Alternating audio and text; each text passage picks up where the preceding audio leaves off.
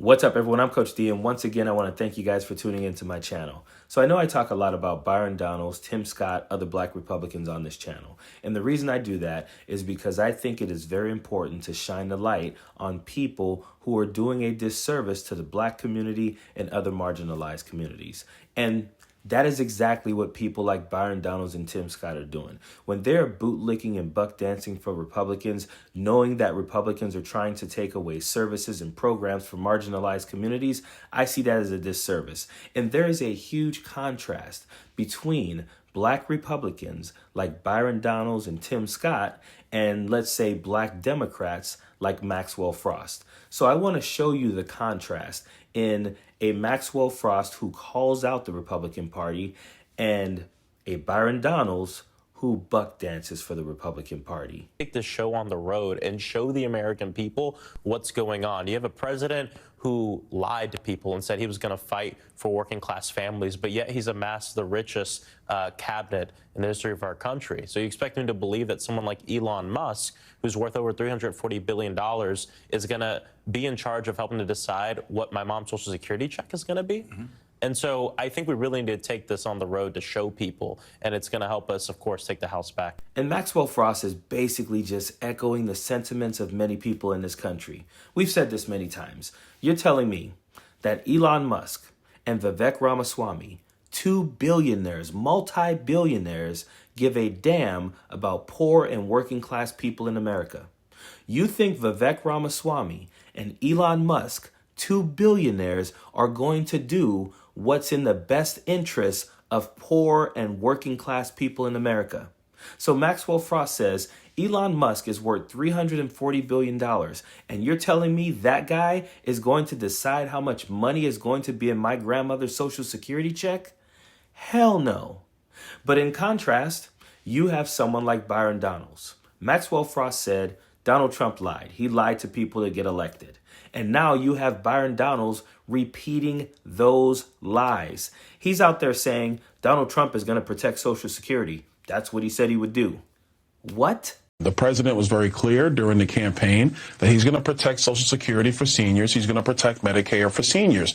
They paid into these programs, and they are going to get what they paid for. And this is why I call it buck dancing for the Republican Party.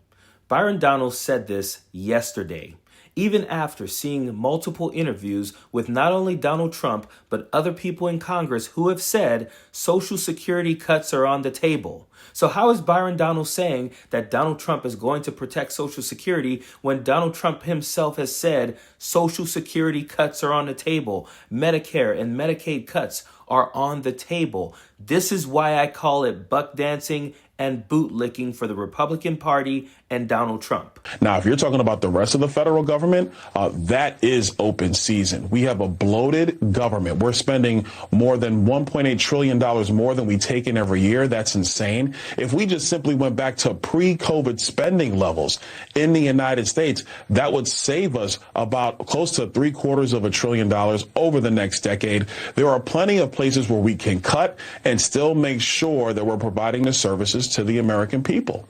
So entitlements not on the table, but everything else is. BYRON Donalds goes into a meeting with Vivek Ramaswamy and Elon Musk. After that meeting, they all come out of it. Elon Musk and Vivek Ramaswamy talk about cuts to entitlements, Medicaid, Medicare, Social Security, and SNAP. They said those are all on the table. So how is BYRON Donalds saying entitlements aren't on the table, but everything else is? And then he talks about the bloated government, which we agree on that, but they are vague for a reason. They never talk about the specifics of what they're going to cut. He just said the government is bloated. If we just went back to COVID level spending, we would save this amount of money. We can't go back to COVID level spending for a couple of reasons. We don't have COVID level population. We don't have COVID level problems. As a matter of fact, some of the problems we have today are because Donald Trump screwed up his COVID response. You have vacant federal buildings simply because employees have not come back to work. We know there is waste and there is fraud throughout the federal agencies. That's what the DOGE is primarily going to be focused on. And then once we get through that piece, then we can talk about everything else. And the everything else are entitlements. And they're going to get to that very soon. Believe me, there will be cuts to Social Security, Medicare, Medicaid, SNAP, and other programs that benefit marginalized communities because Republicans don't care about those communities. And you know, I'm all for people going back to work. I'm for it. But the problem with Republicans when they talk about empty buildings and people not coming back to work is they never talk about, is the work being done? We've all realized that post-COVID, there are a lot of jobs that can be done without people all sitting in a building together doing those jobs. So if they want to make cuts, get rid of some of the buildings. Why send people back to a building that they don't need to be in order to get work done? Now, if the work isn't getting done because people need to be watched over, then have those people come into work. Or maybe you get rid of those people and get better people who will do that job. But Republicans, what they are setting up to do is firing a lot of people for no reason at all. That's what's going to happen. They've said this. It's in Project 2025. Donald Trump has said it. They're going to try and fire people for no reason at all. They're going to fire people who are getting their work done, but it's work that Republicans don't care about. The cuts that they're talking about, understand something. This will affect people who are low wage and middle income people. That's who it's going to affect. Republicans always talk about cuts to entitlements, but never, ever talk about making sure millionaires and billionaires are paying their fair share. That's why they were so against any new employment in the IRS. They tried to tell us that, oh, those new IRS agents are going to be going after poor people. No, those people would be going after people who have been gaming the system forever. This is why I call it buck dancing and bootlicking. This is why I say Byron Donalds buck dances and bootlicks for the Republican Party.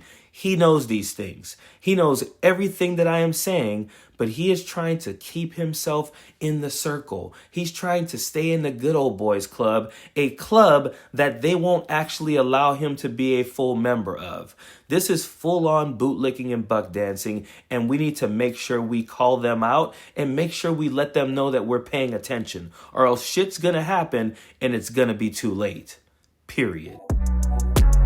Don't want no enemies or ops. Envy in they heart, I tell them stop. Vacation on the yacht.